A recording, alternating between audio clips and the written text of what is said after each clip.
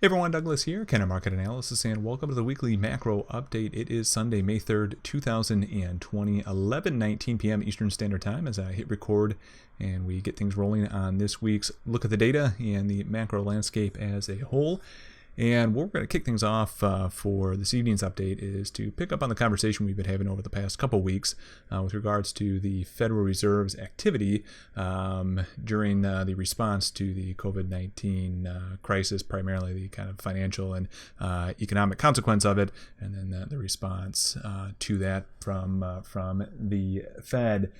And as we go ahead and get into the browser view here, just to kind of get us quickly up to date in terms of where we have been so far in terms of our discussion over the last two videos. If you haven't watched the last two macro videos, check out the macro playlist on my YouTube channel. That'll get you up to date the quickest possible, just to go ahead and grab those two little snippets. But to get us back up to date where we're at, during the last two videos, again, we talked about what quantitative easing really is, kind of what it is the Fed is actually doing, the balance sheet operations and the consequence of that, and then what it is the Fed is doing with interest rate and interest rate policy as well, and their goals for that. And that kind of sets us up then with ultimately looking at the total Fed balance sheet and looking at the assets on the Fed balance sheet and trying to get an understanding of what is the impact going to be of everything that they are going to do, or what has the impact been, and going forward, what is the impact going to be based on the different functions and facilities they've opened up and operations they've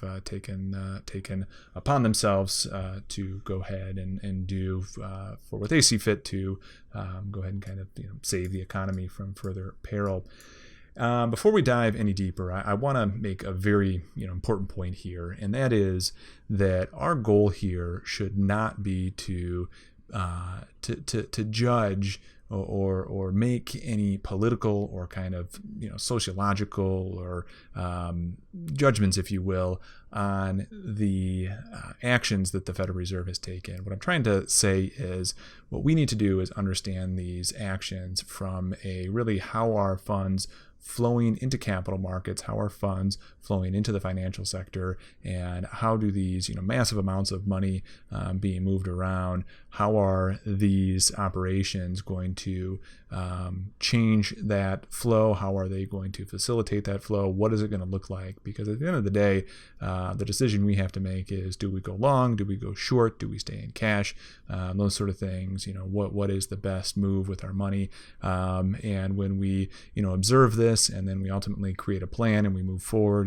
and we put together all the information we have, we need to be thinking first and foremost about the trade in front of us, and not necessarily what implications this might have for greater society, for kind of the economy on Main Street, if you will. Although it's all very important and has longer, there are obviously implications further down the line, in the immediate future, in terms of the decisions you have to make, not only tomorrow, next week, a few months from now.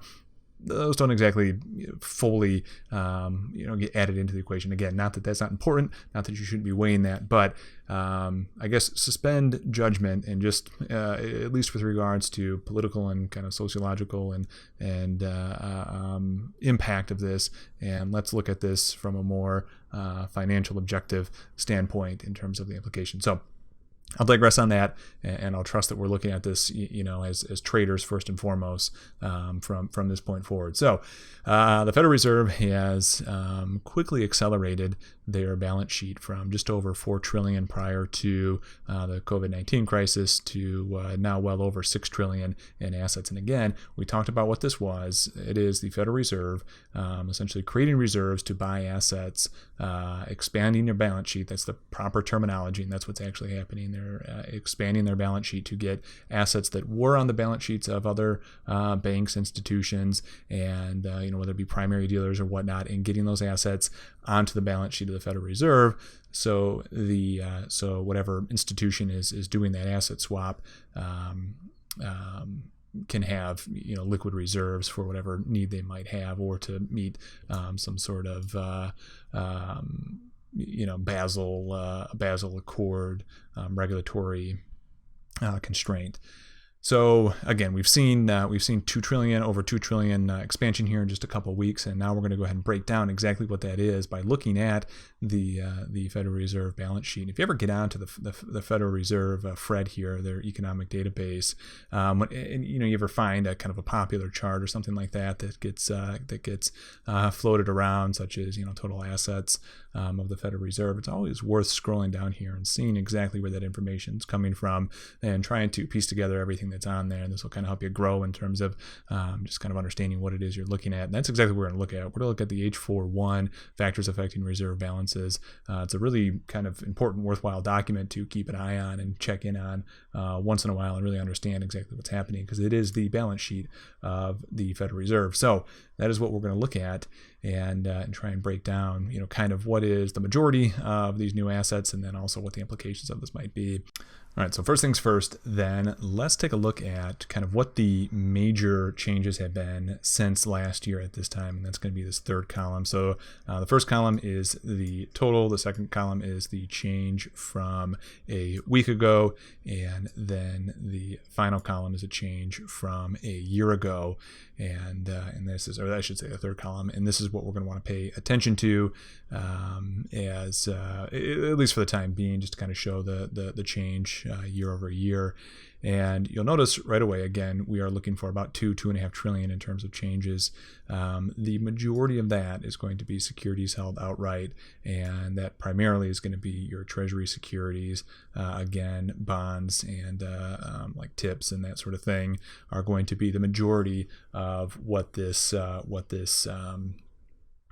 balance sheet expansion consists of. Okay, so the vast majority of it is that. And again, we talked about, this is QE, right? This is exactly what QE is. And we talked about really the deflationary nature, or at least the disinflationary nature of QE, not immediately, but in terms of what QE does down the line, right? Because those bonds pay interest, and that interest now is going to go back to the Federal Reserve, and the Federal Reserve has this thing where eventually they hand it off to the Treasury, but that's not going to be going to the banking system. And the majority reason that this has to happen is not so much because of the banking system having some sort of major liquidity issue, which it might. I mean, that is a possibility, but the majority of this, the reason they're having to facilitate this is because the banks have to meet the certain regulatory constraints on both from the federal constraints and then also from the Basel III. So there are multiple constraints that they have to meet, and a lot of this is due to those constraints. You think maybe just loosen up the constraints, but it's for a different day. And a lot of those constraints, particularly Basel III, are probably more applicable to the overseas banking system.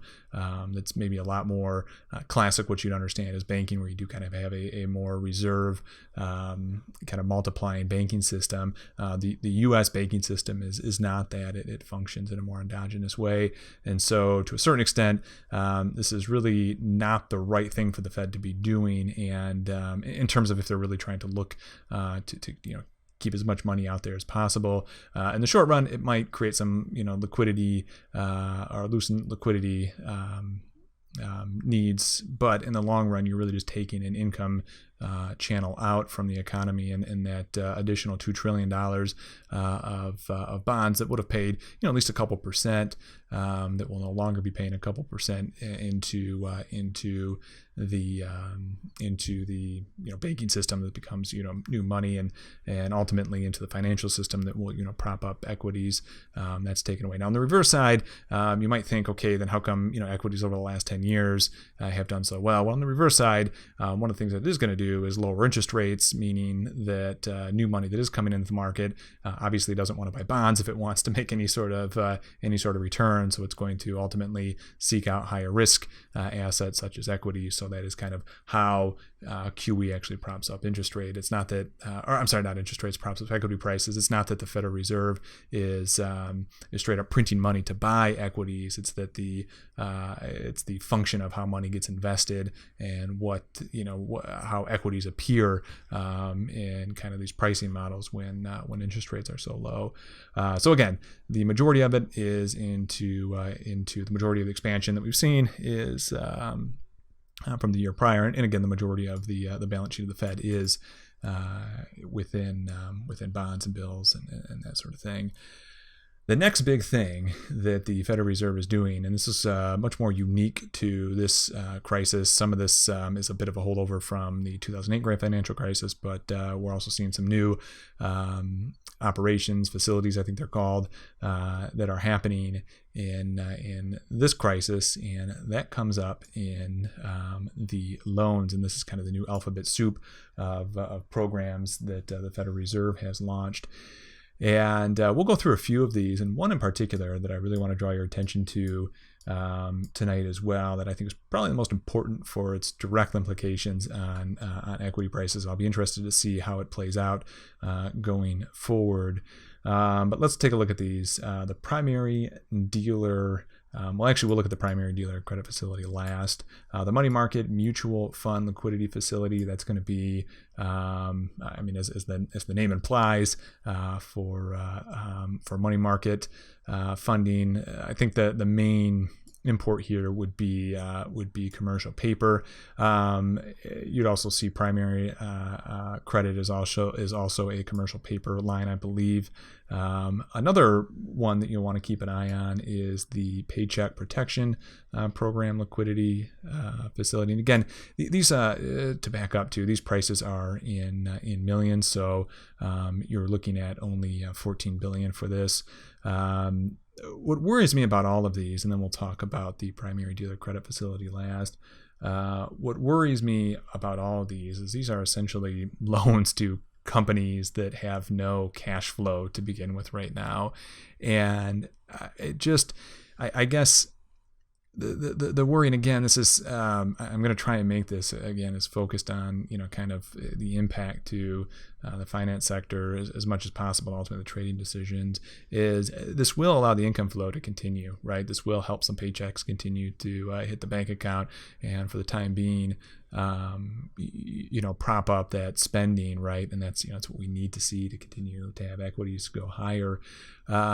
But the worry is that this is just a loan, right? This isn't these have to be paid back at some point, and if they don't, it's not a liquidity crisis across the banking sector. We don't have that, but it's still, to a lack of a better term, it still is to a certain extent, I guess you say, endogenous money creation, right? It still is kind of not artificial money creation, but it's money creation that's not pure income that will eventually have to go back. And again, a lot of these companies who might be doing this, even if they go bust, it doesn't have as negative effect as if it would if they were taking these loans out through, say, Bank of America. And I do believe some of these programs actually do first go through some sort of Bank of America type, but then Bank of America as a primary dealer will go ahead and give it right to the Fed, so they're not it's not on their balance sheet, because these would be pretty toxic loans.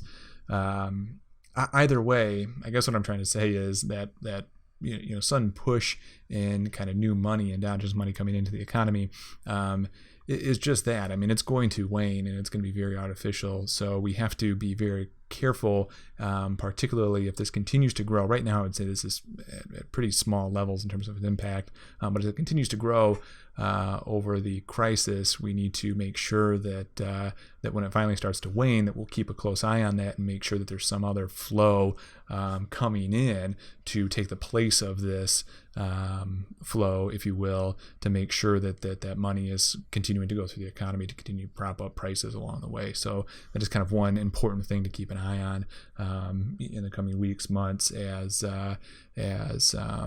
we shift from kind of putting out the fire, doing everything we can, to, okay, what is the rebuild going to look like going forward? Last but not least, though, I do want to take a look at the primary dealer credit facility. And this one's kind of interesting, because if you actually go to the Federal Reserve's website and you find out what this is, right? So we can do that. We can go to the page that explains what the primary dealer credit facility actually is, and you go down to the program terms and conditions here. You're going to find out that essentially what this is this is the primary dealers. So I don't remember exactly how many primary dealers there are. It's not many, but these are the primary dealers of the New York Fed. Who are doing? These are the ones who are doing the actual bond auctions and those sort of things. That's kind of what they normally do. That's what they're supposed to be. Kind of the main function why someone would do this. But they are the kind of closest, fastest allies, if you will, to the Federal Reserve. And what this allows them to do is this allows them to get loans for collateral, and expanding what that collateral base usually is. Normally it's just treasuries to get these loans, or other top investment grade sort of collateral. But if you read through here, that this kind of expanded collateral base, if you will, that they're allowed to do, and what we've seen grown, you have investment grade corporate debt, securities, international agency securities, commercial paper, municipal securities, mortgage-backed securities, asset-backed securities, plus equity securities, which is pretty wild to think about. But this is really intriguing, because what this is going to do is this is going to allow primary dealers to sell equities. Now, we'll say down lower below that they have to be straight up shares of corporations, not ETFs or anything, but they can sell shares of corporations to the Federal Reserve as collateral. I shouldn't say sell, but they will use them as collateral to get short-term loans that will then enter the financial economy. Why I find this really interesting is they're really going pretty deep into the risk assets they're willing to put on their balance sheet, again, as loans. But nevertheless, they're still there as balance sheet, or on the balance sheets for that time being. In other words, if one of these primary dealers, or someone who's dealing with these primary dealers, can't find a seller, and you start getting a major kind of liquidity hit, some major fire sales, and you just can't get a bid in the market, they are able to bring that to the Federal Reserve, and go ahead and have the Federal Reserve take that off the balance sheet of the bank and put that onto the balance sheet of the Federal Reserve. And you can see right here that this started on March 18th, when the Federal Reserve started to go ahead and do that, up to the tune of almost $34 billion at its peak in terms of the level. Now, what's interesting is that pretty much coincides with when the S&P started to push back higher, and we've rolled over the last 2 weeks. And of course, we've seen a pause now in the S&P. So I'll be interested to see if this correlation holds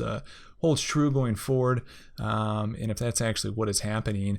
It certainly sets up nice if you're a bank and a primary dealer, and you're not getting the any action on the stuff you need to sell, and you see a fire sale coming very soon, to then just be able to go right over to the Federal Reserve and say, hey, I'm going to go ahead and take a 90-day loan out against this, and I'll go ahead and buy it, hopefully at a cheaper price. So again, I'm suspending political judgment here. I'm suspending judgment on the impact of society and whatnot from a purely financial standpoint. This definitely seems like it would be something that would prop up equity prices, and then is worth watching as we go forward, as are all these kind of different credit facilities and different operations the Federal Reserve is doing. So, there it is in terms of kind of what the Federal Reserve is doing. Now, with these loans, at the end of the day, these will go back on the balance sheets of whatever entity gave them to the Federal Reserve in the first place. What will be interesting to see is if, we're still in crisis mode 2, 3, 4, 6 months down the line, if some of these will not so much be loans, but start to be actual purchase programs as a whole, right?